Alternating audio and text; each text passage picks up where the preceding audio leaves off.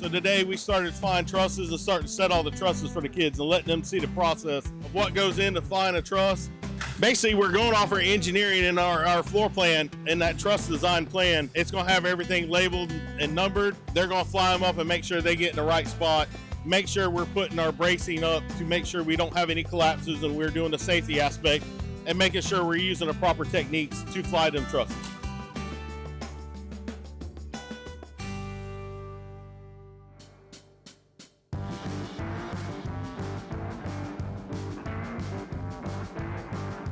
The very first start of it is a rough end side. Is what you're going to see, the mechanical rough end.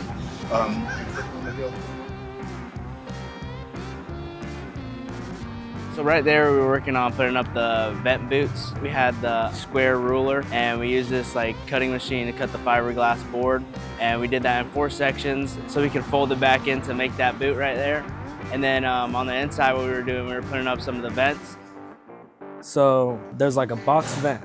You cut a hole in it for those collars. You put the collar in and you fold those sheets all around it so it stays in tight. And then the fiberglass bed, I'll call it, fiberglass bed, you would cut that to fit the inside of each box. And then we put those long metal sheets and then we screw them into the wood. From a young age, my dad, always taking me out to help him do whatever project he's working on. So it means a lot, now I get to do that myself and see the professionals do it and put my effort into building a house,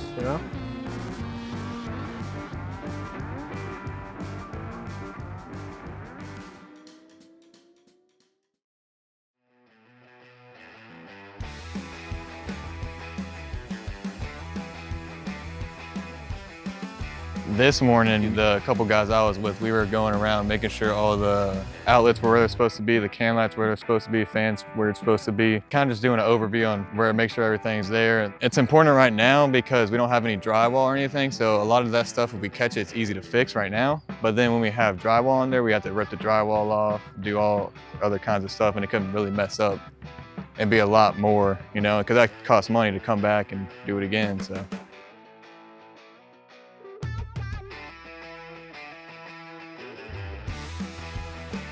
When you have a block home, it usually has a flange on the outside of the window that when you install the window, that butts up to the butt of the frame.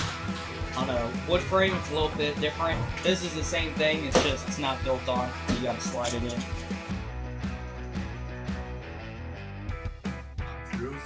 And then keep it going. Yep, keep it going, and you'll see there's inside that hole there's some room.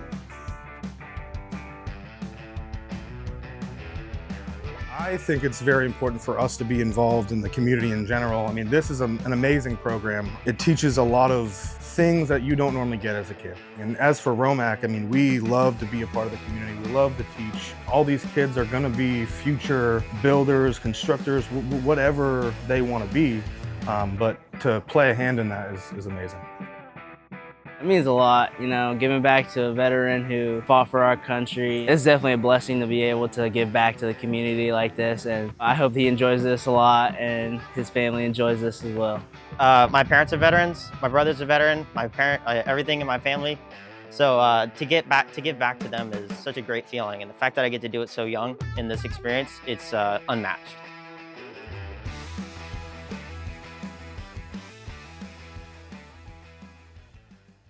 From foundation to rooftop, RoMac's got you covered.